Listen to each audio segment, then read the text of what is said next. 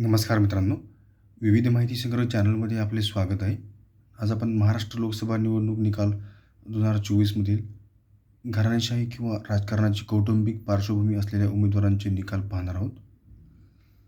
छत्रपती उदयनराजे भोसले विजयी, शाहू छत्रपती विजयी, पियुष गोयल विजयी, धैर्यशील मोहिते विजयी, प्रणिती शिंदे विजयी, विशाल पाटील विजयी, श्रीकांत शिंदे विजयी, रक्षा खडसे विजयी, सुप्रिया सुळे विजयी, प्रतिभा धानोरकर विजयी, सुनेत्रा पवार पराभूत, पंकजा मुंडे पराभूत, राजश्री पाटील पराभूत, अर्चना पाटील पराभूत, नवनीत राणा पराभूत आणि अनुप धोत्रे विजयी.